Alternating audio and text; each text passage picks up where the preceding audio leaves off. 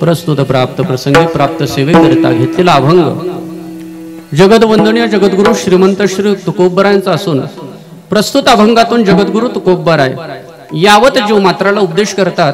उपदेशपर प्रकरणातला अभंग हा सेवेसाठी घेतलेला आहे. विठाला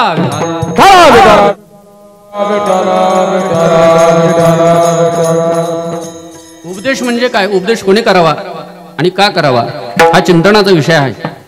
याचा सविस्तर विचार आपण अभंगाच्या माध्यमातून करणार आहोत. तत्पूर्वी सालाबाद प्रमाणे याही वर्षी संपन्न होत असलेला अखंड नामयज्ञ सोहळा तथा जगद्गुरु तुकोबराय गाथा पारायण वर्ष चौथं आणि या चौथ्या वर्षातील 5व्या दिवसाची कीर्तन सेवा माझ्याकडं समस्त ग्रामस्थ पारायण मंडळ श्री क्षेत्र आंधळी यांच्या वतीनं आज मला या ठिकाणी सेवा करण्याचं भाग्य प्राप्त झालेलं आहे. वास्तविक पाहता आजचा कितवा दिवस आहे, खाली बसलेले आजचा कितवा दिवस आहे.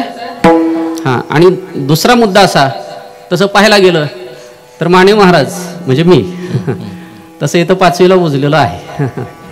त्याबद्दल काही दुमत नाही, कारण माझ्या वारकरी संप्रदायाच्या या कार्यक्षेत्रामध्ये माझा प्रारंभिक काळ या परिसरामध्ये गेलेला आहे. ज्या काळामध्ये मागच्या 15 वर्षापूर्वी याच मंदिरामध्ये हनुमान जयंती साजरी व्हायची, त्यावेळेस आम्ही सगळी मित्रमंडळी आमचे परमार्थ स्नेही मिळून आम्ही 5-25 जण पण हनुमान जयंतीचा उत्सव या ठिकाणी साजरा करत असो.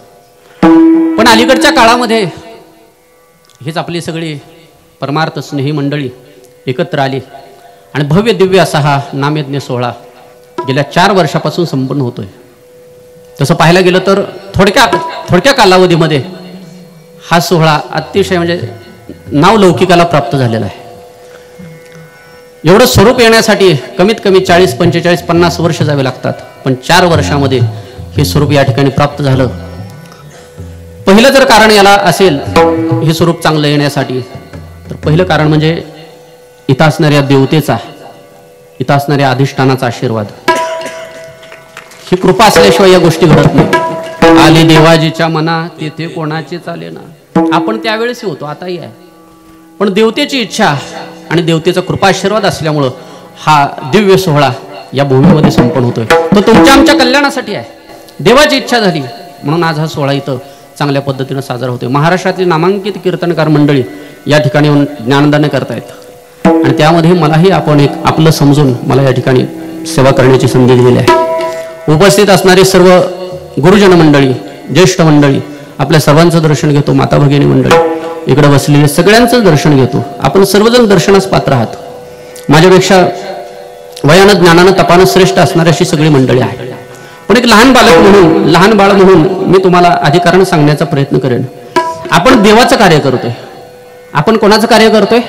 देवाचं कार्य करतोय. देवाचं कार्य करत असताना आपण त्याच्यामध्ये तन मन धनानं सहभागी झालंच पाहिजे. आपण ज्ञानोबरांचं हरिपाठ मंडळ आपलं काही वर्षापूर्वी स्थापन झालं. चांगला भव्य दिव्य आपण हरिपाठ करतो, पण त्या हरिपाठामध्ये एक प्रमाण आहे. हे प्रमाण आपण लक्षात घेतलं पाहिजे. बसलेले ऐकताय ना सगळेजण, मनोमार्गे गेला तो येथे मुकला. मनानं परमार्थ करून चालत नाही. परमार्थ करण्यासाठी संतांनी शास्त्रांनी सांगितलेल्या मार्गानेच तुम्हाला जावं लागतं. मार्ग दावून गेले आधी दयानिधी संतते. मोठ्यांनी श्रेष्ठांनी ज्येष्ठांनी जो मार्ग दाखवलेला आहे त्या मार्गाने तुम्हाला जाणं गरजेचं असतं आणि त्याच मार्गाने आपण चालणं आवश्यक आहे. म्हणून एक तुमच्यापेक्षा एक लहान, वयानं लहान, पण तरी सांगणं आहे माझं की आपण सर्वांनी इकडं तिकडं न बसता या मंडपाची शोभा वाढवली पाहिजे. म्हणून एवढंच फक्त मी या माध्यमातून सांगण्याचा प्रयत्न करेन. सेवेसाठी उपस्थित असणारे बालमृदंगाचार्य, 2 रत्न आपल्या भागातले, श्रेयस महाराज, ओंकार महाराज, त्याचबरोबर गायनाचार्य, आपल्याच गावचे सुपुत्र, जे माझ्यापर्यंत आलेल्या माहितीनुसार संतोष महाराज माने. महाराष्ट्रामध्ये महाराजांचं नाव प्रसिद्ध आहे. वारकरी संप्रदायाचं भूषण आहेत. आपल्या भागाचे असणारे गायनाचार्य, सुप्रसिद्ध गायनाचार्य तुषार महाराज गाडे, संगमेश्वर महाराज, ज्येष्ठ कीर्तनकार अनिल महाराज पाडळे आदी करून सगळीच मंडळी या ठिकाणी उपस्थित आहेत. आपल्या सर्वांचं दर्शन घेतो. भगवान परमात्म्याच्या कृपाशीर्वादानं जशी बुद्धी प्राप्त होईल त्या प्राप्त असणाऱ्या बुद्धीनुसार अभंगावर चिंतन करण्याचा प्रयत्न करणार आहे. बोलण्याच्या ओघामध्ये एखादा बोल चुकीचा जाईल, कठोर जाईल, आई वडिलाच्या अंतःकरणाने क्षमा करा. विठाला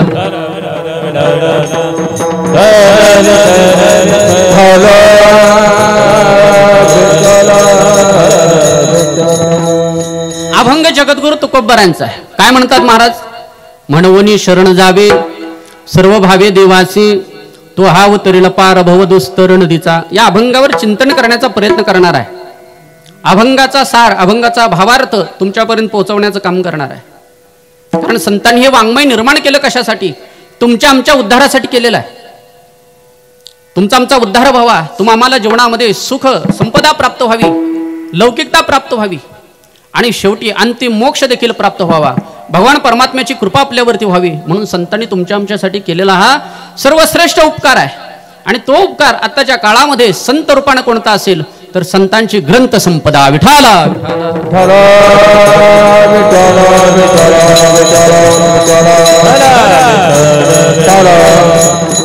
म्हणून अशा असणारा पंचम वेद जगद्गुरु तुकोबरांच्या गाथेतून घेतलेला अभंग 4 चरणाचा अभंग आहे. काय म्हणतात महाराज? म्हणवनी शरण जावे सर्व भावे देवासी.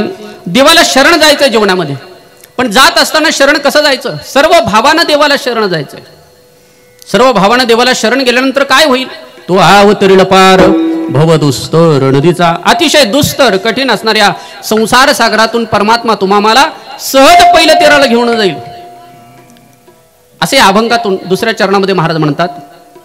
3ऱ्या चरणामध्ये भगवान परमात्म्याचा सर्वश्रेष्ठ गुण सांगितलेला आहे. बहु आहे करुणावंत अनंत हे नामजा. परमात्म्याची करुणा अनंत आहे. नाव जसं अनंत आहे तशी त्याची करुणा देखील अनंत आहे. जगद्गुरु तुकोबाराय सांगतात याची आम्हाला प्रत्यक्ष प्रचिती आलेली आहे आणि आमची स्वतःची साक्ष आहे. म्हणून तुम्ही काय करा? देवाला शरण जा. विठाला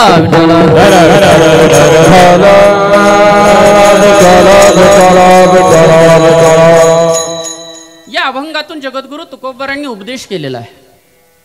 उपदेशपर प्रकरणातला अभंग आहे. उपदेश म्हणजे काय हो? आपण सहज बोलून जातो, आम्हाला उपदेश करायची गरज नाही, जास्त उपदेश करू नको. उपदेश म्हणजे काय? उपदेश म्हणजे सांगणंच आहे. उपदेश म्हणजे काय? सांगणं आहे. आपण व्याकरणाच्या दृष्टीने जर विचार केला ना, बोलण्यामध्ये किती फरक असतो पहा. आणि त्यामध्ये तर मराठी भाषा, या मराठी भाषेचे एका वाक्यातून अनेक अर्थ उलगडू शकतात. सांगणं किती प्रकारचं असतं. या अभंगामध्ये जी भाषा आहे महाराजांची ती उपदेशाची भाषा आहे. शास्त्रामध्ये सांगणं 4 प्रकारचं, प्रामुख्याने 4 प्रकार सांगितलेले आहेत. आपण सर्वजण लक्ष देऊन ऐकताय म्हणून मी तुम्हाला सांगतोय. सांगणं 4 प्रकारचं आहे. त्याच्यामध्ये पहिला प्रकार जो आहे तो प्रस्तुत अभंगातला उपदेश प्रकरणातला आहे. सांगणं हे उपदेशाचं आहे. दुसरा प्रकार सांगण्याचा असा आहे, त्याला आज्ञा म्हटलेला आहे. पहिला प्रकार उपदेश, दुसरा आज्ञा, तिसरा प्रकार सांगण्याचा आहे अनुज्ञा आणि चौथा अभ्यर्थना. उपदेश म्हणजे काय याचा जर आपण थोडक्यात विचार केला, ज्या सांगण्यामध्ये हित आहे, ज्या सांगण्यामध्ये कल्याण आहे, हिताचा आणि कल्याणाचा विचार करून जे सांगितलं जातं त्याला उपदेश म्हणतात. ज्या सांगण्यामध्ये हित आहे, ज्या सांगण्यामध्ये कल्याण आहे, या दोन्ही गोष्टीचा विचार करून सांगितलं जातं त्याला उपदेश म्हणतात. प्रमाण देऊन जायचं म्हटलं तर आता तरी पुढे हाचे उपदेश, आता तरी पुढे हाचे उपदेश, आता तरी पुढे हाचे उपदेश, आता तरी पुढे हाचे उपदेश, आता तरी पुढे हाचे उपदेश, आता तरी पुढे हाचे उपदेश, आता तरी पुढे हाचे उपदेश, आता तरी पुढे हाचे उपदेश.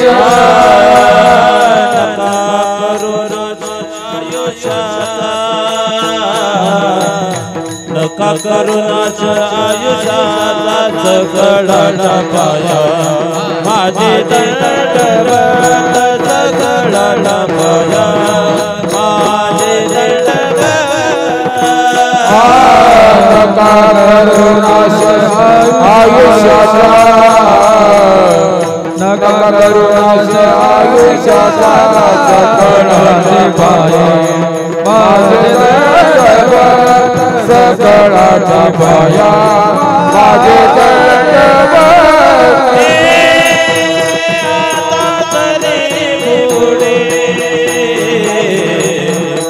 उपदेश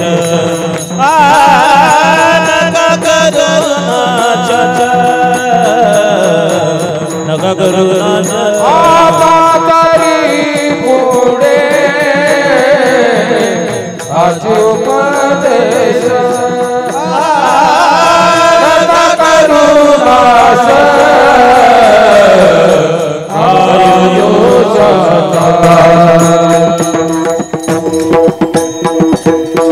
आता तरी पुढे हाचे उपदेश नका करुणाश आयुष्याचा सकाळच्या पाया माझे दंडवत आपुलाले चित्त शुद्ध करा हित ते करावे देवाचे चिंतन म्हणजे याच्यामध्ये हिताचा आणि कल्याणाचा विचार सांगितलेला आहे। या जगामध्ये हिताचा आणि कल्याणाचा विचार करणारा एकच वर्ग आहे, तो म्हणजे संतांचा आहे। म्हणजे सांगणं कसं आहे, हिताचा आहे कल्याणाचा आहे म्हणून त्याला उपदेश म्हणतात। पण दुसरा एक असा प्रकार आहे की तेही आपल्याला उपदेश, या उपदेशाची भाषा आपल्याला जाणून घेण्याची शक्यता वाटते, पण ते सांगणं त्यामध्ये उपदेश हित नाही, त्यामध्ये कल्याण नाही, पण उपदेशासारखीच भाषा असते, त्याला आज्ञा म्हणतात। आज्ञा आणि उपदेश करणं सारखंच आहे। सारखेपणा याच्यामध्ये काय, आज्ञा करणारा वर्ग आणि उपदेश करणारा वर्ग दोन्ही याच्यामध्ये ज्येष्ठ आहेत।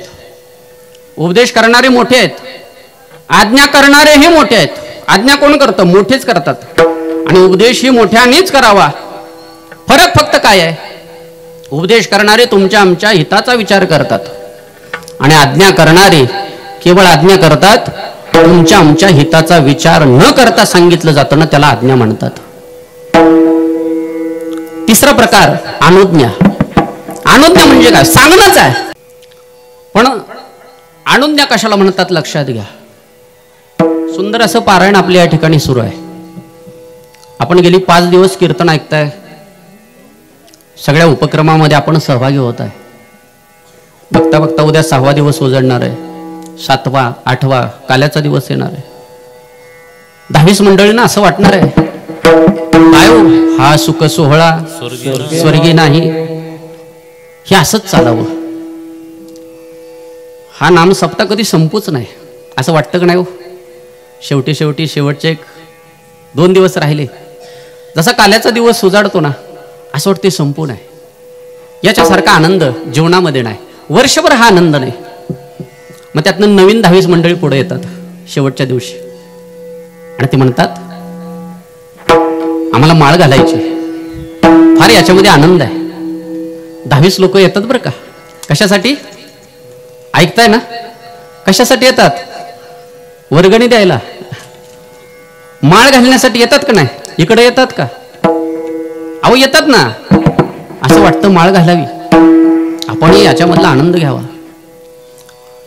माळ घालण्याची इच्छा होते, मग माळ घालायची मनात इच्छा आहे, आपल्या मनामध्ये इच्छा आली की आपण कोणाला तरी बोलतो, कोणाला तरी सांगतो का नाही,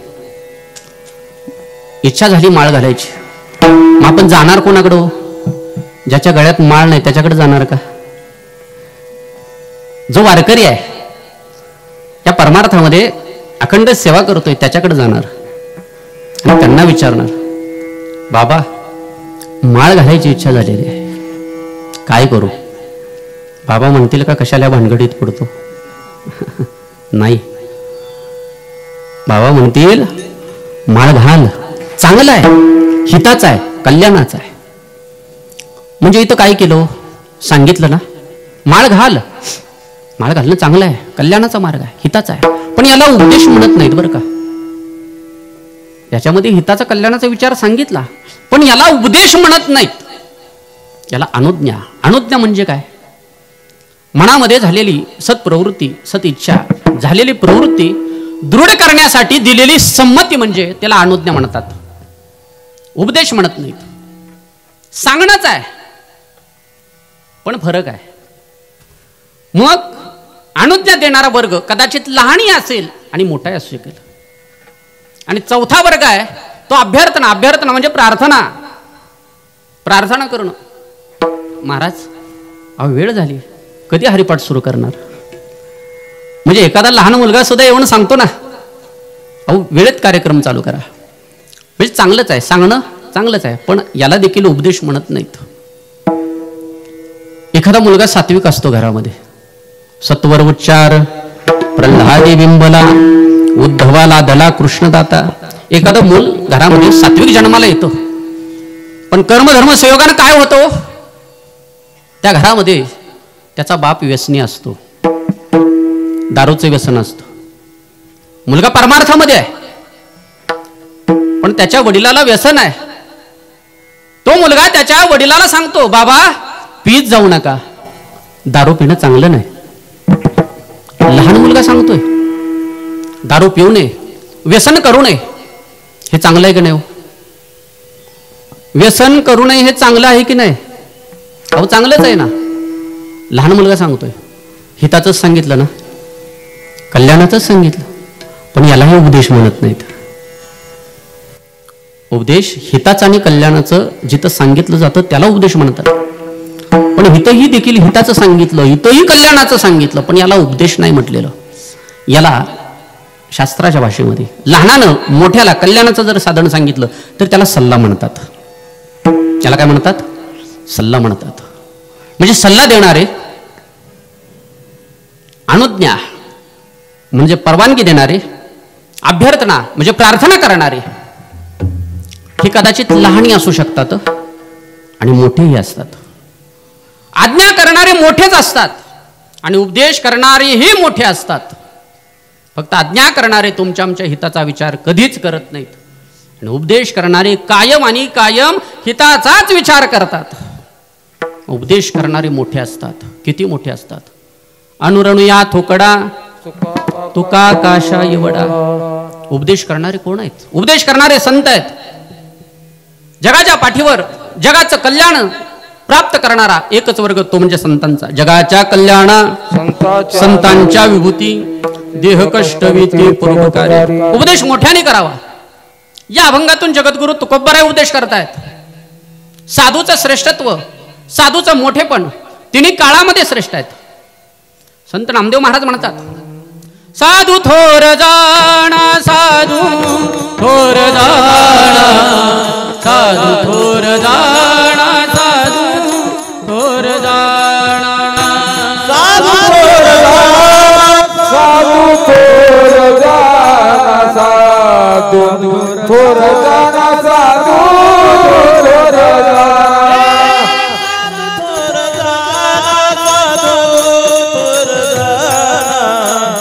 साधू थोर जाणा, साधू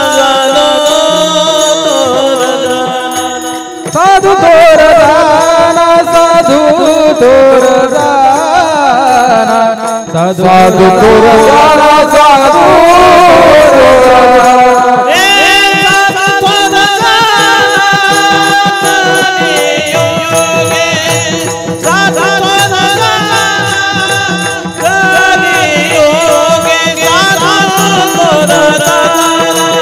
साधू थोर जाणा, साधू थोर जाणा, साधू थोर जाणा,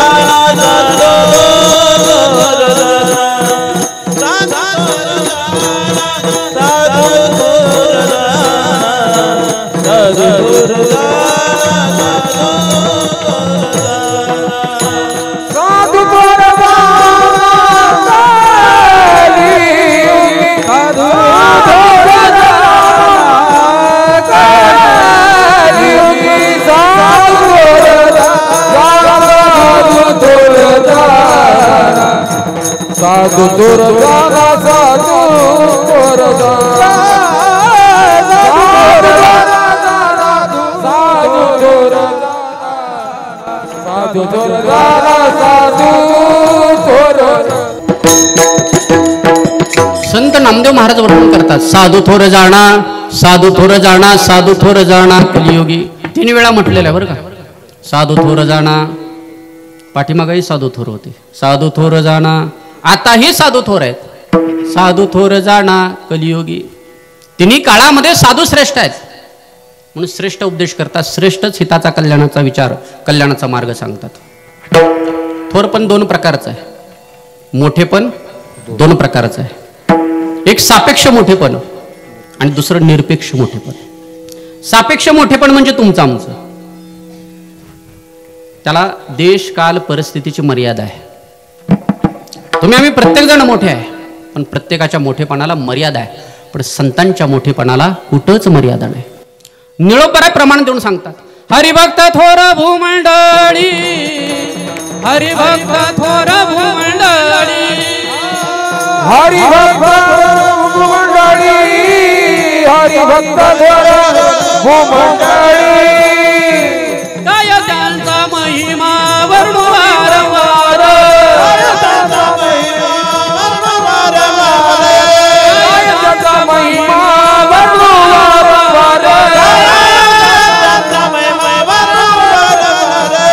हरिभक्त थोर भूमंडळी, हरिभक्त थोर भूमंडळी,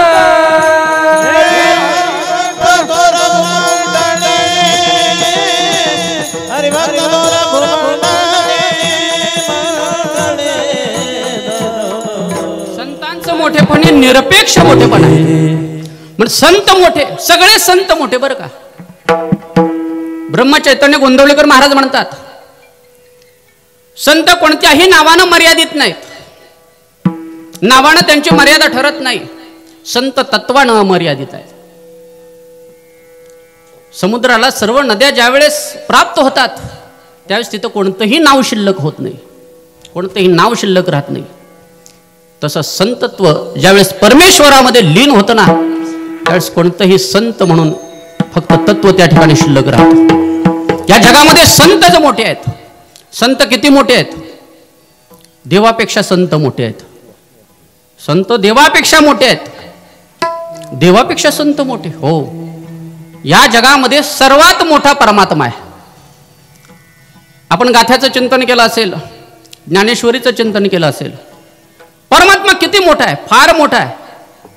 परमात्म्याचं सामर्थ्य फार श्रेष्ठ आहे. सामर्थ्यानं परमात्मा श्रेष्ठ आहे, व्यापकतेनं परमात्मा श्रेष्ठ आहे, कार्यानं परमात्मा श्रेष्ठ आहे, स्वरूपानं परमात्मा श्रेष्ठ आहे. पण याहूनही श्रेष्ठत्व संतांचं अधिक आहे. एक वाक्य सांगतो, या जगामध्ये देवाला जे जे करता येतं ते संत महात्मे करतात. देवाला जे जे करता येतं ते संत महात्मे करतात, आणि देवाला जे करता येत नाही ते देखील संत महात्मे करतात. देवाचं सामर्थ्य, त्याचा विचार पहा. देवाचं सामर्थ्य काय सांगितलं? मोकम करोति वाचालम पंगुम लंघयते गिरिम. देव मुक्याला वाणी देतो, पांगळ्याला पर्वत चढून जाण्याचं सामर्थ्य देणारा परमात्मा आहे. देवानं मुक्याला वाणी दिली, धरून चला. कदाचित एखाद्याची वाचा गेली, एखाद्याची वाचा गेली म्हणजे कोणाची? कीर्तनात बोलणाऱ्याची. कीर्तन करायचे नाही बरं का. कीर्तनी बडबड करील जो कोणी. कीर्तनामध्ये बडबड केली तर बेडकाचा जन्म मिळतो, ते तर ठीकच आहे. पण धरून चला, कीर्तनामध्ये बडबड चालू आहे, अचानक वाचा गेली, काळजी करू नका, ती वाचा परत तुम्हाला प्राप्त करून घेता येईल. त्यासाठी काय करावं लागेल? शास्त्रानं काही पर्याय सांगितलेले आहेत, काही मार्ग सांगितलेले आहेत. मी तर नाही सहज सांगणार, हे पर्याय मी सांगणार नाही. थोडंसं शिल्लक ठेवावं की सगळंच कसं उघड करावं. पण पर्याय आहेत. वाचा गेली, शास्त्रामध्ये पर्याय आहेत. काही प्रकारचं दान द्यावं लागतं, काही मंत्रांचं अनुष्ठान करावं लागतं. ते केल्यानंतर गेलेली वाणी परत प्राप्त करता येते, वाचा परत आपल्याला प्राप्त करता येते. देवानं मुक्याला वाणी दिली, याचा अर्थ हा आहे मुकम करोति वाचालम, मुक्याला वाणी देता येते. पंगुम लंघयते गिरिम, पांगळ्यालाही पर्वत चढून जाण्याचं सामर्थ्य देणारा कोण आहे? परमात्मा आहे. हिमालय सर करण्याचं सामर्थ्य देखील परमात्मा देऊ शकतो, एवढं सामर्थ्य आहे. पण या सामर्थ्याला मर्यादा आहे. देवानं वाणी दिली कोणाला? मुक्याला. वाचा गेली पण परत प्राप्त करून दिली. पण पशुपशवादिकांना जन्मताच वाचा नाही. संतांचं सामर्थ्य किती श्रेष्ठ आहे. देवानं सृष्टी निर्माण केली, भगवंतानं काय केलेले? ही सृष्टी भगवंतानं निर्माण केलेली आहे. पण निर्माण करत असताना तुम्हाला वाणी दिली, वर्णरूपी वाणी दिली, तुम्हाला बोलता येतं. पशुपशवादिकांना कोणी निर्माण केलं? देवानेच ना. मग हे करत असताना देवाकडे सामर्थ्य असून देखील सामर्थ्याला मर्यादा आहे का नाही? देवानं कुत्र्यांना, मांजरांना, म्हशींना, गायींना यांना वाणी दिली का हो? नाही दिली. देवाला मर्यादा आहे, पण संतांना कार्य करण्यासाठी कोणतीही मर्यादा नाही. रेड्या मुखे वेद बोलविला रेड्या मुखे वेद बोलविला रेड्या मुखे वेद बोलविला गर्वद्विजाचा रविला रेड्या मुखे वेद बोलविला गर्वद्विजाचा शांती रूपी प्रगटला ज्ञानोबा शांती रूपी प्रगटला ज्ञानोबा शांती रूपी प्रगटला ज्ञानोबा शांती रूपी प्रगटला ज्ञानोबा.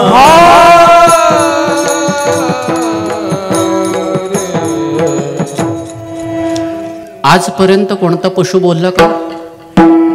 रेड्यामुखी वेद बोलविला महिषी पुत्रामुखे बोलविणे श्रुती. रेड्याच्या मुखातून देखील वेद वधवून घेण्याचं सामर्थ्य कोणाचं आहे? संतांचं आहे. हे सामर्थ्य फक्त संत करू शकतात. म्हणून देवापेक्षाही संतांचं कार्य श्रेष्ठ आहे. करील ते काय मोहे महाराज करील ते काय मोहे महाराज करील तो काय मोहे महाराज करील तो काय मोहे महाराज करील ते काय लोगे महाराज करील ते काय लोगे महाराज करील तो काय मोहे महाराज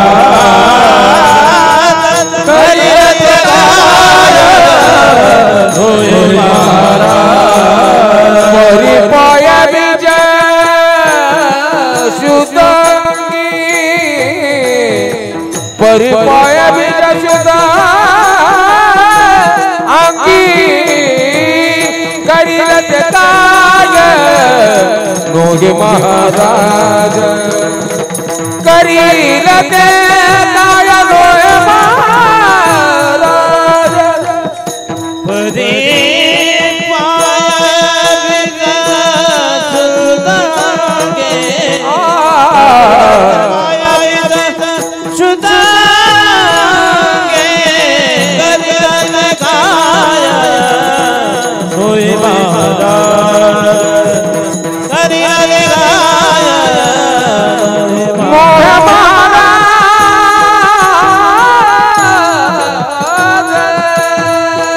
करील ते काय नोहे महाराज परिपाहे बीज शुद्धांगी किंवा अंगी ऐसे बळ रेडा बोल. संत रेड्याला बोलवून घेतात, रेड्याच्या मुखातून वेद वधवून घेतात. लक्षात घ्या, वेदाची भाषा एक रेडा बोलतो. सोपं नाही हो, एवढं सोपं नाही. ही लहान लहान मुलं ज्यावेळेस आळंदी किंवा एखाद्या गुरुकुल वारकरी शिक्षण संस्थेमध्ये शिकतात ना, त्यावेळेस गीतेची संहिता दिली जाते, गीतेची संथा दिली जाते आणि गीतेतला एक एक श्लोक वधवून घेण्यासाठी कितीतरी त्याचे आवर्तन करावे लागतात.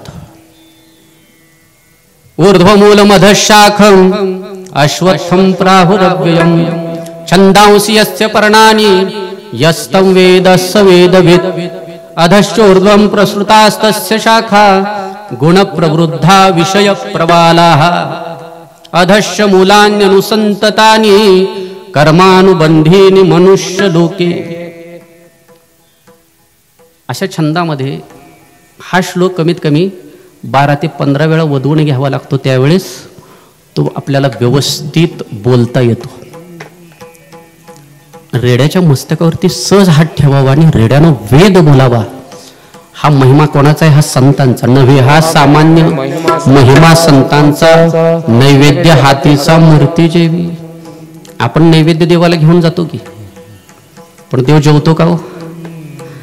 नामदेवरायांनी नैवेद्य देवाला द्यावा, देवानं विटेवरून खाली यावं आणि नामदेवरायांचा नैवेद्य खावा. हे श्रेष्ठत्व संतांचं आहे. शासकाचे काम नाही घेते, शासकाचे काम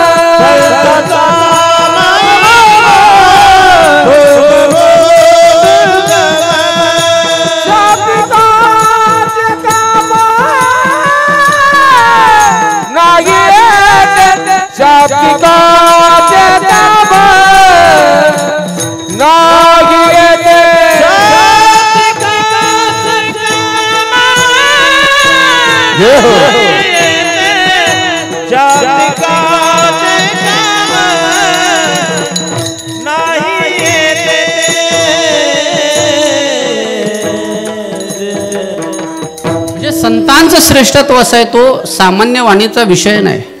संतांचं श्रेष्ठत्व देवापेक्षाही किती श्रेष्ठ आहे पहा. म्हणजे देवाला जे करता आलं ना ते संत महात्म्याने केलेलं आहे. म्हणून या जगामध्ये तुमचं आमचं हित फक्त संत साध्य करू शकतात. मग देवापेक्षाही अधिकार श्रेष्ठ संतांचा आहे. देवापेक्षा अधिकार श्रेष्ठ संतांचं कसं? हो, सामर्थ्य हे संतांचं श्रेष्ठ आहे देवापेक्षा. जगामध्ये देवाची व्यापकता सांगितली. नभतो जमाजी खेळे लपी थपी. संत किती मोठे आहेत एवढं फक्त आता मी एका दृष्टांतून आपल्याला सांगणार आहे. देवापेक्षा संत मोठे आहेत. अगोदर आपल्याला देव किती मोठा हे लक्षात आलं पाहिजे. आपण जे अभंगाचं चिंतन करतोय, म्हणवनी शरण जावे सर्व भावे देवासी, संत सांगतायत. आपल्याला देव कळायला पाहिजे. आपल्याला कळाल्याशिवाय आपण देवाची शरणागती स्वीकारणार नाही.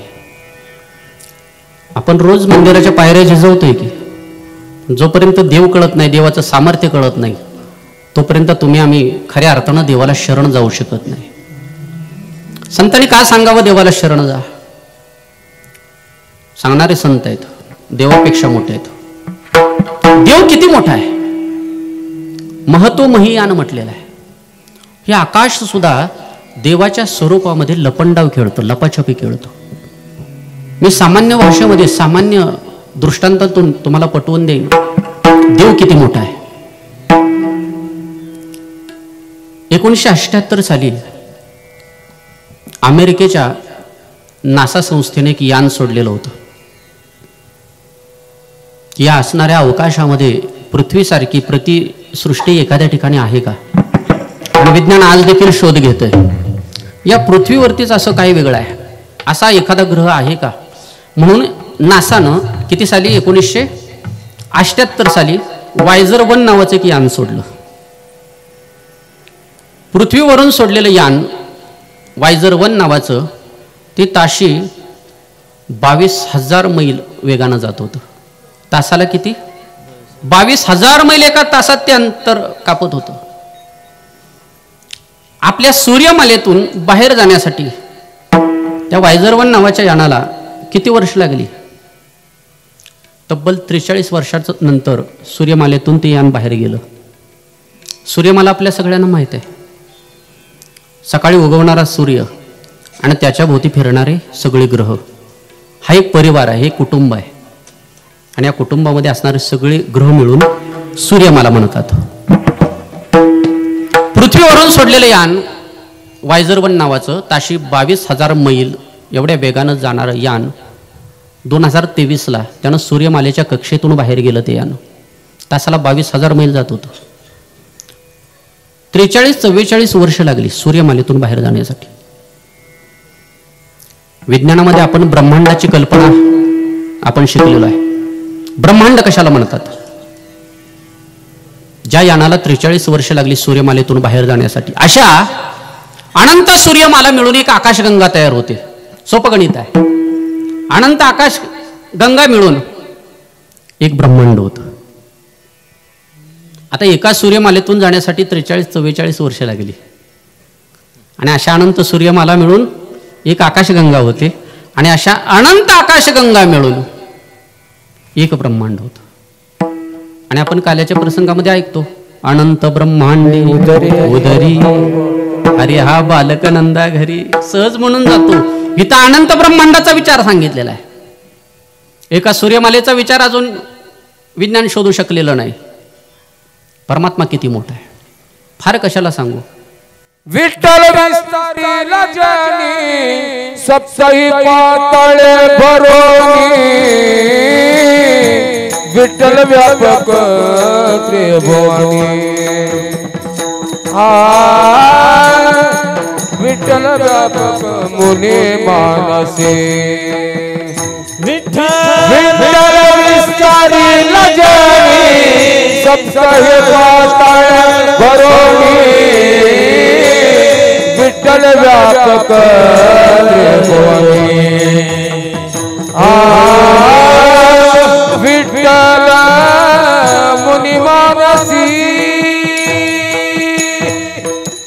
विठ्ठल विस्तारला जणी सप्त पाताळे भरून. परमात्मा फार मोठा आहे, पण एवढा मोठा परमात्मा संतांनी हृदयामध्ये साठवला. साठविला हरी जेही हृदय मंदिरी, त्यांची सरली रझार झाला सफळ व्यापार. म्हणजे एवढा मोठा परमात्मा संतांनी हृदयामध्ये साठवावा, एवढा अधिकार संतांचा, एवढं सामर्थ्य संतांचं आहे. म्हणून ते संत तुम्हा मला हिताचा कल्याणाचा मार्ग सांगतात. अभंगाचं प्रथम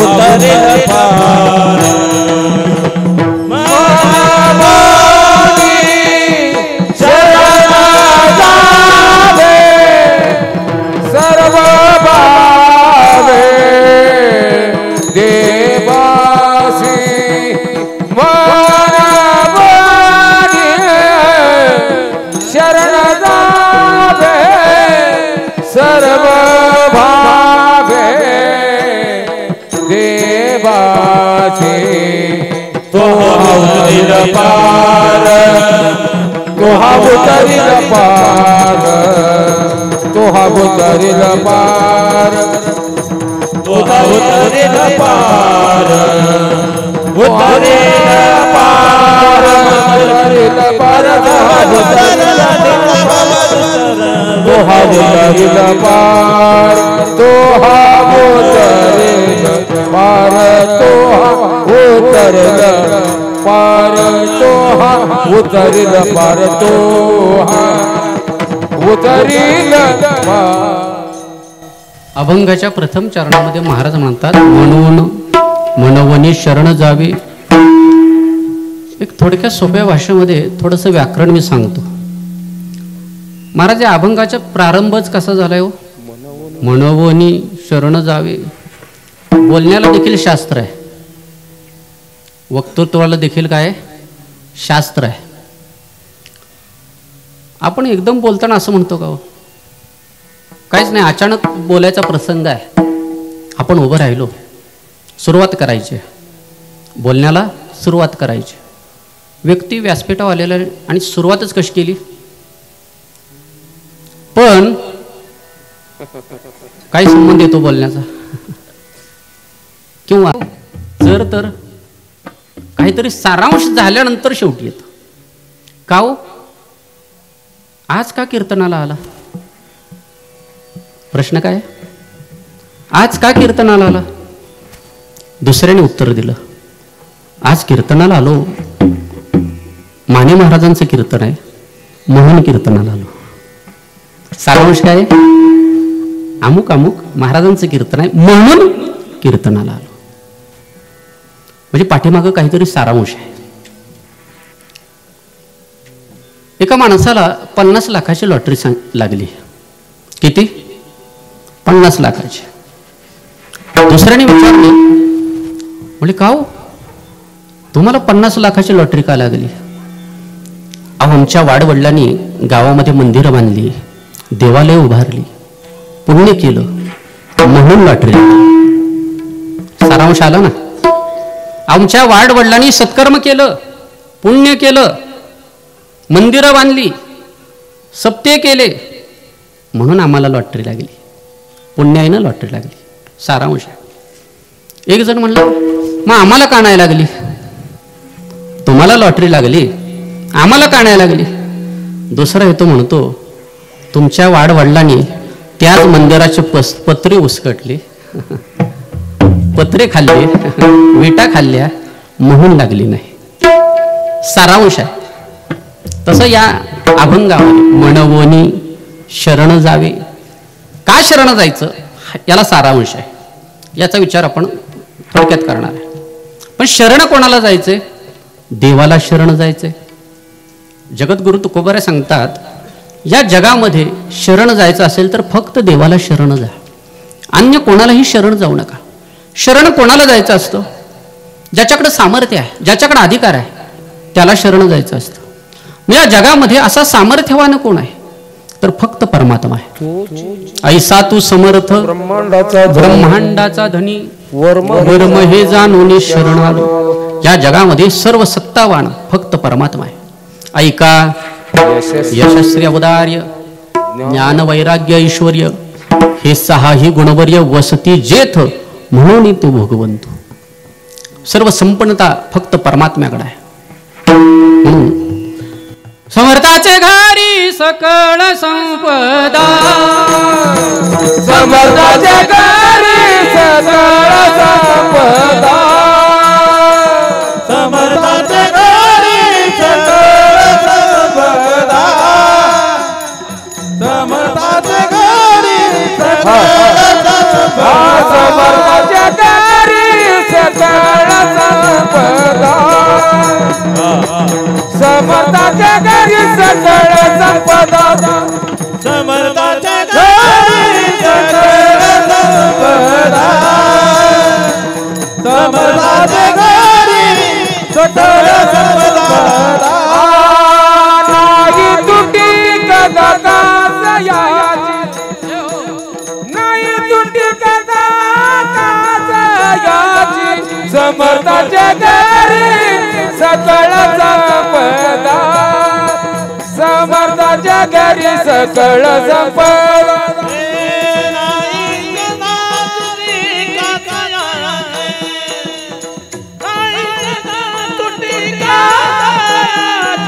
संकटाच्या घरी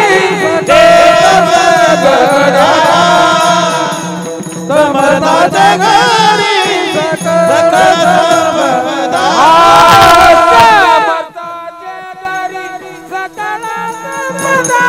नाही तुटी कदा काचयाची नाही तुटी कदा काचयाची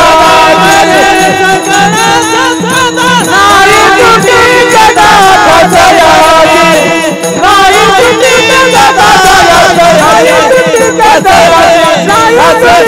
काचयाची परमात्मा समर्थ आहे. समर्थाचे घरी सकळ संपदा नाही तुटी कदा कासयाची. परमात्मा हा संपन्नवान समर्थ आहे म्हणून जगद्गुरु तुकोबारा सांगतात त्याच परमात्म्याची काय करा तुम्ही शरणागती स्वीकारा. जगद्गुरु तुकोबाराने त्यांच्या जीवनामध्ये फक्त आणि फक्त परमात्म्याची शरणागती स्वीकारली. जगद्गुरु तुकोबाराने प्रश्न विचारला. तत्कालीन असणारे सर्व विद्वान कर्मठ जगद्गुरु तुकोबारांना प्रश्न विचारतात. तुम्ही समस्त यावत जीव मात्राला उपदेशाची भाषा करता, देवाला शरण जाण्याचा तुम्ही मार्ग सांगता, तुम्हाला अधिकार आहे का? कोणाच्या आधाराने तुम्ही सांगता? तुकोबारांचा काळ फार अतिशय क्लिष्ट होता. परमार्थ करणं एवढं सहज सामान्य नव्हतं महाराज. कुठे उठावं उभं राहावं कीर्तन करावं एवढा सहज सोपा काळ नव्हता. तुकोबारांना त्या ठिकाणी सामर्थ्य प्राप्त करून देणारा परमात्मा आहे. पण त्या काळातली मंडळी देखील तुकोबारांना जाब विचारतात. तुम्ही कीर्तन करता, ज्ञान सांगता, तुम्हाला अधिकार काय? कोणत्या वाणीनं आणि कोणत्या न्यायानं तुम्ही सांगता? कशाच्या आधारानं सांगता? जगद्गुरु तुकोबारा सांगतात तुम्ही ज्याला आधार मानता त्या आधाराचा सार आम्ही सांगतो. जगद्गुरु तुकोबारांचा काळ हा वेद प्रामाण्य होता. वेदाला प्रामाण्य मानणारा होता. श्रुती स्मृती नाही पुराण प्रमाण तयाचे वदन नावलोका. आज देखील काही ठिकाणी अशी सुज्ञ मंडळी आहेत. थोडंसं जरी प्रमाण इकडे तिकडे झालं ना जागेवर बसवतात महाराज. कीर्तनाच्या भाषेमध्ये थोडासा जरी फरक झाला तशी ज्येष्ठ मंडळी पुढे बसलेली असतात. अधिकार असतो त्यांचा. कीर्तन करायलाही खाली बसवण्याचं सामर्थ्य त्यांच्यात असतं. रस्ता चुकून देत नाहीत ते. तुकोबारांचा काळ अतिशय क्लिष्ट. रामेश्वर भट्ट म्हणजे कोण हो? साक्षात त्या काळचं सुप्रीम कोर्ट. सुप्रीम कोर्टाचा निर्णय हा अंतिम असतो. रामेश्वर भट्टांच्याकडं जगद्गुरु तुकोबारांचा असणारा तो प्रमाणभूत विषय गेला. तुकोबारा वेदाची भाषा करतात, जगाला हिताचा उपदेशाचा मार्ग सांगतात. तुकोबारांना अधिकार नाही. पण जगद्गुरु तुकोबारांनी अधिकारानं सांगावं. वेदानंत बोलीला अर्थ इतकाची साधीला विठोबाची शरण जावे निज निष्ठा नाम घ्यावे. आम्ही सांगतो देवाला शरण जा. आम्ही आमच्या स्वतःच्या बुद्धीनं सांगत नाही. वेदानं सांगितलेलं आहे. गीता सांगते सर्व धर्मान परित्याज्य मामेकम शरणं व्रज. सर्व धर्म अधर्माचा त्याग करून तू मला शरण ये. स्वतः भगवान परमात्मा सांगतात. म्हणजे तुकोबारा आधारा वाचून काहीच सांगत नाहीत. देवाला शरण जा शास्त्रानं सांगितलेलं आहे म्हणून आम्ही सांगतो. शरण गेल्यानं काय होईल?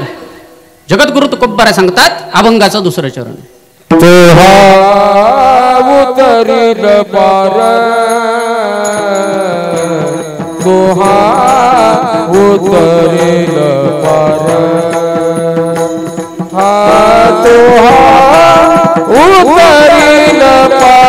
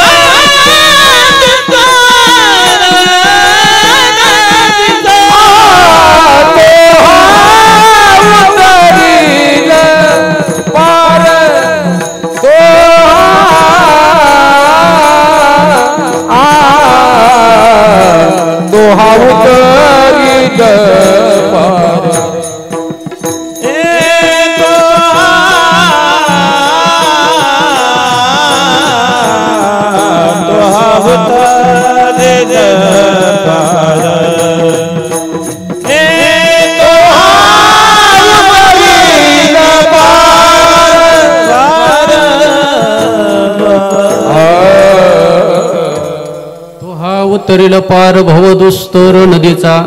देवाला शरण गेल्यानंतर परमात्मा काय करेल, या संसार सागरातून तुम्हाला सहज पहिलं तेराला घेऊन जाईल.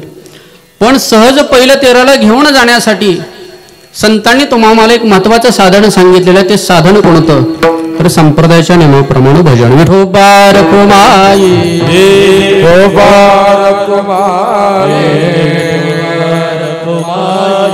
गोपाल रकुमार विठोबार कुमार विठोबार कुमारे विठोबार कुमारे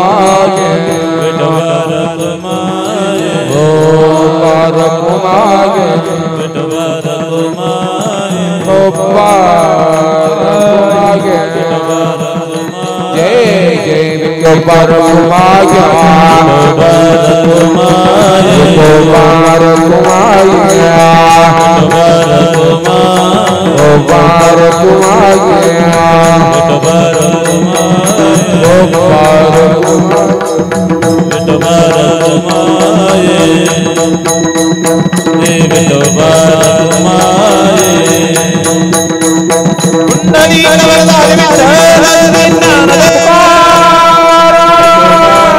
जय जयकार कुमार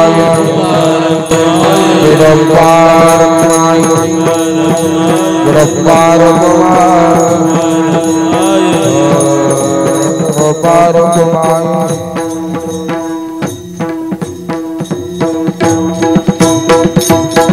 तो हा उतरील पार भवदुस्तर नदीचा.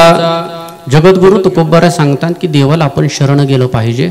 शरण जात असताना सर्व भावानं देवाला शरण जात. सर्व भावानं म्हणजे कसं, ज्ञानोबरा सांगतात तया अहम वाचा चित्तंग देवोनिया शरण रिभ महोदधी का गांधरी घाले जैसे. गंगा नदी जसे समुद्रामध्ये सर्व समर्पण करते स्वतःला, माग काही शिल्लक राहत नाही, तसं देवाच्या दारात आलो ना की आपण सर्व समर्पण भाव देवाच्या ठिकाणी असला पाहिजे. नाहीतर त्रिवेणी संगमी नाना तीर्थे भ्रमे चित्त नाही नामी तुरते व्यर्थ. नाहीतर आपण बसलेलो असायचं कीर्तनामध्ये आणि आपलं चित्त घराकडं, ऐक नाही म्हणजे कुडपाला नीट लावली का चावी मी हिचडा देत बसायचं कीर्तनामधनच, ऐक नाही. चित्त जर आपलं इथं नसेल तर त्याला काहीच अर्थ नाही. मग चित्त आपलं स्थिर पाहिजे. याला सर्व भावांना शरण म्हटलेलं आहे. अहम वाचा चित्त आणि अंग या चार गोष्टी महत्वाच्या आहेत. तर याला सर्व भावांना शरणागती म्हणतात. मग अशा पद्धतीनं आपण देवाला शरण गेलो तर देव सुद्धा आपल्या घरी कामाला राहतो. ज्या सुखा कारणे देव वेडावला वैकुंठ सोडून संत सदनी राहिला. पण का, संत सर्व भावानं देवाला शरण गेलेले असतात. म्हणून आपणही त्या भावनेनं देवाला शरण गेलं पाहिजे. सगळ्यात महत्वाचं म्हणजे पहिली शरणागती कोणती आहे, तर देवाला अहंकार समर्पण करता आला पाहिजे. परमार्थामध्ये सर्वात मोठा परमात्म्याच्या प्राप्तीचा अडसर कोणता असेल तर अहंकार आहे. नवल अहंकाराची गोठी विशेषण अज्ञानापाठी सज्ञानाचे झोंबे कंठी नाना संकटी नाचवी. का म्हटलं सर्व भावानंच, केवळ भावानं शरण जा. माणसं तुम्ही आम्ही सहज म्हणून जातो आमची भोळी भक्ती. हा फार मोठा दुर्गुण आहे समाजामध्ये. आमची आपली साधी भोळी भक्ती. याला साधी भोळी भक्ती म्हणत नाहीत महाराज. साधी भोळी कधी म्हणतात? जाणून नेणते कधी माझे तुझे प्रेम खून देऊन. सगळं ज्ञान प्राप्त करायचं आणि ज्ञान प्राप्त करून आज्ञाने राहायचं, याला म्हणायचं भोळी भक्ती. मी भक्त तो देव ऐसे कर, मी भक्त तो देव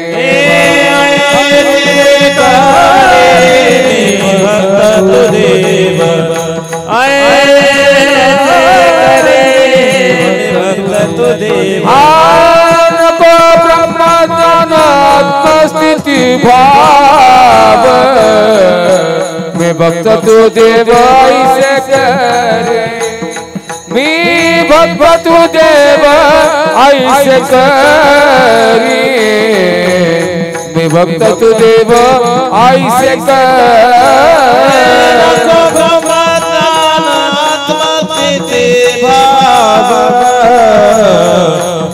भक्त देव ऐसे करे, भक्त देव भक्त देव ऐसे.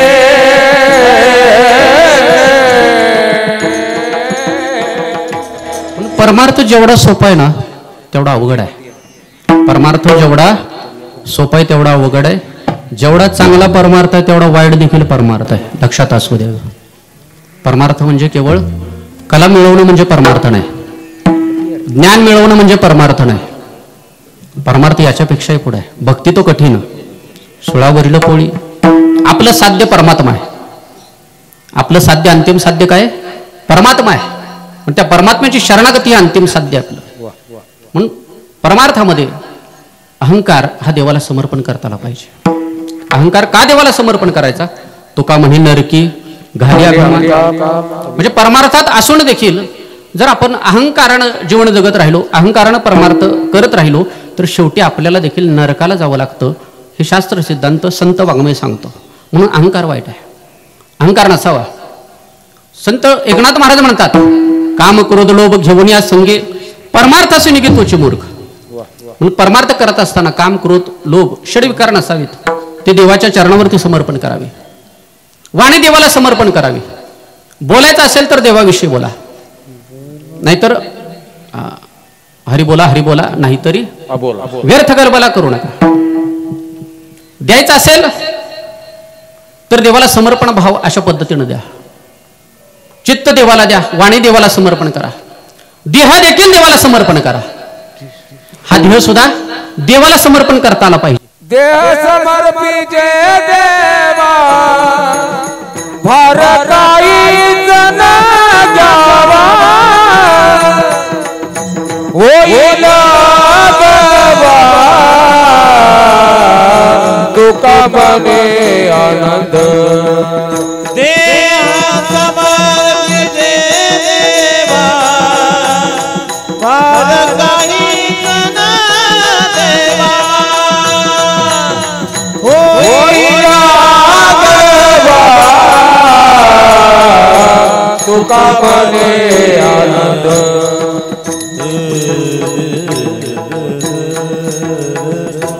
देखील देवासाठी समर्पण करता आला पाहिजे.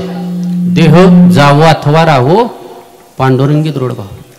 देह गेला तरी चालेल, काय होईल ते होईल या शरीरात, पण आम्ही आता न संडो हे वाट सापडली. देह जाऊ गेला तरी बेहतर. हा देह देवासाठी आम्ही अर्पण करायला तयार आहे. महाराज 4 वाजेपर्यंत चालू द्या, आम्ही हलणार नाही. सोपं आहे का? परमार्थ जेवढा सोपा आहे तेवढा कठीण देखील आहे. देवाला देह समर्पण करणं ही सर्वश्रेष्ठ सर्व भाव आहे. माणसाचा सोडा, देहाच्या बाबतीत उदास. रामायण काळामध्ये गंधमादन नावाचं एक माकड होतं. किती देहावर उदास होतं. भक्ता इसे जाणा जे देही उदास. युद्धाचा प्रसंग सुरू आहे. कुंभकर्णासारखा बलाढ्य राक्षस युद्धामध्ये आहे. कुंभकर्णानं काय करावं? एका मुठीमध्ये हजारो वानर हातामध्ये पकडावेत आणि त्यांना सहज संपवून टाकावं. एवढं सामर्थ्य कुंभकर्णाचं आहे. कुंभकर्ण आलेला आहे, युद्धामध्ये प्रवेश केलेला आहे. पण कुंभकर्णानं पकडायला जावं, वानर कसा हो? चपळ. वानर चपळ आहे. कुंभकर्णानं पकडायला जावं, वानर हातामध्ये सापडत नाहीत. पण कर्मधर्म संयोगाने एक वानर हातामध्ये सापडला. त्या वानराला कुंभकर्णानं हातामध्ये धरलं. जसा त्या वानराला स्पर्श केला तसं कुंभकर्णाचं सगळं शरीर सुगंधित झालं. कारण ते वानर सामान्य वानर नव्हतं, ऋषीमुनींचा आशीर्वाद होता. तुला स्पर्श केल्यानंतर तुझ्या शरीरातून दिव्य सुगंध निर्माण होईल. त्याचं नाव गंधमादन. गंधमादन नावाचा वानर, दिव्य वानर कुंभकर्णानं आपल्या हातामध्ये धरलेला आहे. हातामध्ये काय नाव तुझं? त्याने सांगितलं, माझं नाव गंधमादन. तुला माहित आहे, तुझा काळ प्रत्यक्ष तुझ्या पुढे उभा आहे. काही क्षणामध्ये तू मृत्यूला प्राप्त होणार आहेस. पण तुला एक संधी आहे. तुला अभयदान देतो. फक्त तुला 2 अटी आहेत. त्या अटी जर तू पूर्ण केल्या तर तू मृत्यूपासून दूर राहशील. त्याने विचारलं देखील नाही गंधमादनानं, काय अट आहे? कुंभकर्णानं सांगितलं. कुंभकर्ण म्हणतोय, तुला जीवदान देतो. तुला 2 कामं करावी लागतील. पहिलं काम म्हणजे तुझ्याकडे असणारी ही दिव्य शक्ती माझ्या भावाच्या लंकेला द्यावी लागेल. रावणाची इच्छा होती सोन्याला सुगंध आणणार, आणि गंधमादनानं जर लंकेला स्पर्श केला तर सगळी लंका ही सुगंधित होणार होती. रावणाची इच्छा तुला पूर्ण करावी लागेल, पहिली आठ. आणि दुसरी आठ, तुला अभय देण्याची. तुझ्या तोंडामध्ये असणारं राम नाव फक्त बंद कर. कारण युद्ध करत असताना देखील गंधमादन युद्धाच्या प्रसंगात देखील राम राम नामस्मरण करत होता. महाराज आम्ही कीर्तनात बसून करत नाही. गंधमादन युद्धामध्ये देखील राम राम राम नामस्मरण करतोय. कुंभकर्णाच्या हातामध्ये आहे, साक्षात मृत्यू पुढे आहे, तरी राम नामस्मरण त्याने सोडलेलं नाही. कुंभकर्ण म्हणतो, तुझ्या मुखातलं नामस्मरण बंद कर, तुला अभय देतो. पण गंधमादनानं आत्या आवेशामध्ये प्रभू रामचंद्रांचं नामस्मरण करायला सुरुवात केली. राम राम म्हणता जावो माझा प्राण. प्राण गेला तरी बेहत्तर, देवाचं नाव सोडणार नाही. गंधमादनानं अति आवेशामध्ये प्रभू रामचंद्राचं नामस्मरण सुरू केलं. राम राम राम म्हणत कुंभकर्णानं ओळखलं, हा ऐकणार नाही. त्या क्षणाला कुंभकर्णानं आपली मूठ आवळली. गंधमादनाच्या नाका तोंडातून रक्ताच्या चिळकांड्या उडाल्या. गंधमादन तिथंच गतप्राण झाला. पण त्यांनी नामस्मरण सोडलं नाही. याला म्हणतात देह समर्पिचे देवा. देवासाठी देह देखील समर्पण करता आला पाहिजे. याला म्हणतात सर्व भावी शरणागती. जगद्गुरु तुकोबाराय सांगतात की असं देवाला शरण आपण गेलं पाहिजे. असं जर शरण गेलं तर तो हा उतरिल पार भव दुस्तर नदीचा. अहो, एवढी जर शरणागती आपण देवाविषयी ठेवली ना, आपला सगळा कार्यभार परमात्मा स्वतः अंगावर घेतो. तुका म्हणे घालू तयावरी भार, वाहू संसार देवा पाहिजे. पांडवांनी अखंड वनवास स्वीकारला. काय त्यांना आयुष्यामध्ये सगळं आयुष्य वनवासामध्ये गेलं, पण त्या देवाचं स्मरण सोडलं नाही. परी त्या देवासी आठविती पाहते पांडव अखंड वनवासी. अखंड वनवास पांडवांनी प्राप्त केला, पण देवाला सोडलं का? सुदामा ब्राह्मण दरिद्रेला नाही विसरला पांडुरंगा. आपल्याही जीवनामध्ये दुःख येतो, आपल्याही जीवनामध्ये संकट येतात, पण आपण देवाला विसरता कामा नये. या निर्णयानं जर आपण देवाचं अखंड स्मरण केलं ना, ही खरी देवाची शरणागती आहे. म्हणून जगद्गुरु तुकोबाराय सांगतात, तो हा उतरिल पार भव दुस्तर नदीचा. म्हणून आपल्या जीवनामध्ये आजपर्यंत आपण कर्म अकर्म पाप पुण्य घडलं असेल, ते सगळं आपण बाजूला ठेवलं पाहिजे आणि देवाला शरण गेलं पाहिजे. का हो? देवा मला स्वीकारले, का स्वीकारणार नाही? बहु आहे करुणावंत अनंत हे नामजा. आणि शेवटी जगद्गुरु तुकोबाराय सांगतात, आम्हाला स्वतःला याचा अनुभव आलेला आहे. अनुभवी आले अंगात या जगात. तुका म्हणे चाकोने सांगे माझा अनुभव आहे अंगी. आम्ही सांगतो त्या अनुभवाचं सांगतो, मोघम आमचं सांगणं नाही. आम्हाला स्वतःला प्रचिती आलेली आहे. तुका म्हणे साक्षी आले तरी प्रगट ज्ञानेश्वर माऊली ज्ञानराज माऊली तुकाराम ज्ञानराज माऊली ज्ञानेश्वर माऊली ज्ञानराज माऊली ज्ञानराज माऊली ज्ञानेश्वर माऊली ज्ञानराज माऊली ज्ञानराज माऊली. तुका म्हणे साक्षी आले तरी केले प्रगट तो हा अवतरील पार भवदुस्तर नदीचा यथामती यथावकाश संकल्पित वेळेमध्ये अभंगाचं चिंतन करण्याचा प्रयत्न केलेला आहे. ज्ञानोबरायांच्या भाषेत सांगायचं म्हटलं तर तरी नेमते पुरते अधिकते सरते करुणी घ्यावे तुमते विनवितो असे सर्वच अभंगाचा अर्थ स्पष्ट होणं. कारण जगद्गुरु तुकोबारायांचे अभंग म्हणजे आकाशापेक्षाही व्यापक आहेत आणि समुद्रापेक्षाही खोल आहेत. जेवढं आपण त्याचं चिंतन करू तेवढे आपल्याला त्याची व्यापकता लक्षात येते. म्हणून प्राप्त असणाऱ्या बुद्धीनुसार अभंगावर बोलण्याचा प्रयत्न केलेला आहे. चुकीचं असेल ते माझं मला परत करा, योग्य असेल त्याचा आपण स्वीकार करा. यानं झालेली सेवा साधू संतांच्या चरणावरती समर्पित करतो. उपस्थित असणारे सर्व गुणीजन ज्ञानीजन माता भगिनी ज्येष्ठ असणारे सर्व आमचे गुरुजन मंडळी यांचं दर्शन घेतो. समस्त ग्रामस्थ पारायण मंडळ यांचंही पुन्हा एकदा आभार मानतो. मला या भव्य दिव्य अशा व्यासपीठावरती सेवा करण्याची आपण संधी दिली म्हणून त्यांचा आभार व्यक्त करतो. या सेवेसाठी उपस्थित असणारे गायनाचार्य हरिभक्तीपरायण आदरणीय संतोषजी महाराज माने, त्याचबरोबर तुषार महाराज गाडी, संगमेश्वर महाराज कदम, ज्येष्ठ कीर्तनकार अनिल महाराज पाडळे आणि त्याचबरोबर सगळे सहकारी आमच्या आप्पा असतील सगळ्यांचं दर्शन घेतो. उत्तम अशी स्पीकर व्यवस्था, मृदंगाचार्य हरिभक्तीपरायण श्रेयस महाराज, ओंकार महाराज यांनाही धन्यवाद देतो. त्याचबरोबर या भागातील वारकरी संप्रदायामध्ये ज्येष्ठ मार्गदर्शक असणारे आमचे वसंत गोरे गुरुजी आपले दर्शन घेतो. आणि सगळ्यात महत्त्वाचं म्हणजे दादासाहेब तुमच्याविषयी मी आवर्जून म्हणेन की आपण राजकीय सामाजिक क्षेत्रामध्ये एवढं व्यापकतेने कार्य करता, पण या पारायणामध्ये आपण इथं उपस्थित राहता ही खरी आदर्श असणारी बाब आहे. खरंच मी तुमचे देईल तेवढे धन्यवाद थोडे आहेत. 350 वर्षापूर्वी छत्रपती शिवाजी महाराज आपण चित्रामध्ये पाहिलं असेल. जगद्गुरु तुकोबारायांचं कीर्तन जिथं चालतं स्वतः छत्रपती शिवाजी महाराज कीर्तनामध्ये बसलेला आहे आणि तेही पुढं. आणि हाच आदर्श आपण घेऊन चाललेला आहे. नक्कीच त्या व्यासपीठावर भगवान परमात्म्याच्या कृपाशीर्वादानं आपल्याला जेवढी काही व्यापकतेनं समाजाची सेवा घडेल आणि जे काही सामर्थ्य तुम्हाला हवं असेल ते भगवान परमात्म्याच्या कृपाशीर्वादानं प्राप्त व्हावं. आणि इथं केलेलं कधीच कमी पडत नाही. हां, परमार्थाचा हा सिद्धांत आहे.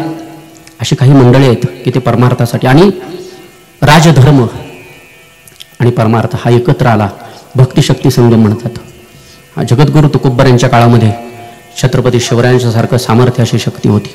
प्रत्येक काळामध्ये भक्ती आणि शक्ती एकत्र येते ना, त्यास खऱ्या अर्थानं धर्म उदयाला येतो. आणि ते आपण कार्य ह्या भागामध्ये करताय आणि असंच याही पुढं आपल्याकडून हे योगदान उत्तरोत्तर घडत जावं आणि आपल्या कार्यामध्ये आपल्याला भगवंतानं कृपाशीर्वाद द्यावा, आपल्या सर्व इच्छा पूर्ण व्हाव्यात हे मी परमात्म्याच्या चरणी प्रार्थना करतो. पुन्हा एकदा सर्वांचं दर्शन घेतो. पुन्हा एकदा झालेली सेवा आपण गोड करून घ्याल हे आपल्या सर्वांच्या चरणावरती प्रार्थना करतो आणि सेवेला पूर्णविराम. पण पूर्णविराम देण्यापूर्वी आम्ही गावे तुम्ही काहीच न म्हणावे, नाही आम्ही गावे आणि खावे पण पण सगळं झालेलं आहे. फक्त एक राहिलं. ऐकलं तुम्ही कीर्तन ऐकलं, पण शेवटी आपण जोपर्यंत टाळे आणि नामस्मरण करत नाही व्यर्थ आहे सगळं, आहे की नाही. इथं आलो आपण आणि नामस्मरणच झालं नाही मग आपलं कीर्तन व्यर्थ जाईल. म्हणून व्यर्थ जाऊन देऊ नका. हा, देव म्हणजे संत आहेत आणि संत म्हणजे देव आहेत. म्हणून पुण्यवंत व्हावे घेता कीर्तनामध्ये आपल्याला काही घेऊन जरी जाता आलं नाही तरी आपण नामस्मरण नक्की घेऊन जाऊ शकतो. म्हणून सगळ्यांना विनंती आहे की काय करा, नामस्मरण करा. बरं करा, सगळ्यांनीच हात वर करा. एकदा आपण संतांचं भजन करू, गोड भजन करू आणि आजच्या या कीर्तनाचा शेवट गोड करू. नामदेव जनाबाई, नामदेव जनाबाई, नामदेव जनाबाई, नामदेव जनाबाई, नामदेव जनाबाई, नामदेव जनाबाई, नामदेव जनाबाई, नामदेव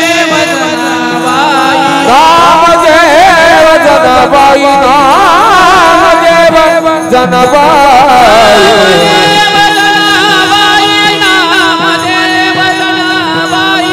नामदेव जनाबाई, नामदेव जनाबाई, नामदेव जनाबाई.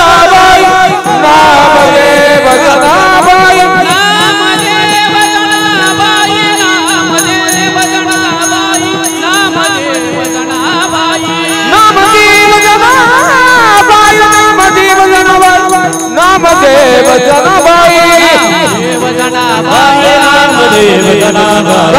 नामदेव जनाबाई नामदेव जनाबाई नामदेव जनाबाई नामदेव जनाबाई हरे नामदेव जनाबाई नामदेव जनाबाई नामदेव जनाबाई नामदेव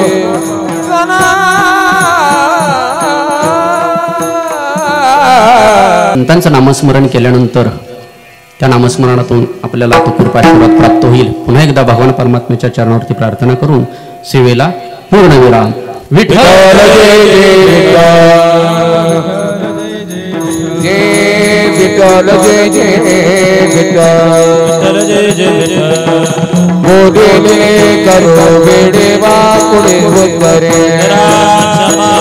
अपराध महाराज नागे उच्चारिला अधिकार में आपुला अपराध महाराज तुने मने ज्ञानेश्वर राता पाया पैके अपराध महाराज तुने ज्ञान देव तुकारा आरती ज्ञान राजा माझा रज ज्ञान राजा रूपने ज्ञान जगे तने नती कोणी अवतार पांडुरंग नाव ठेवले ज्ञानी आरती ज्ञान राजा प्रगट भूले विश्व ब्रह्मांड केले राम जनार्दन पाई जगत केले आरती ज्ञान राजा महाकैवल्य जगे मुझे साज कंद मन में चला बाजार आरती तुकाराम स्वामी सद्गुरु दामा सच्चिदानंद मुरली पौदास वेया राग में पहचानता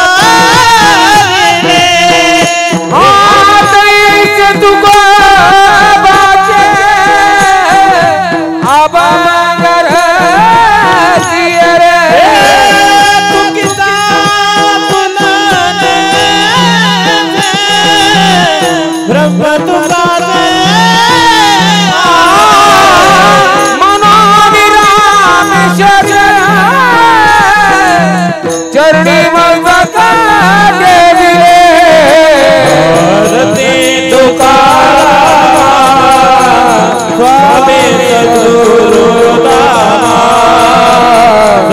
सच्चिदानंद मूर्ति पौदास वेया भजया चरणा ढोळा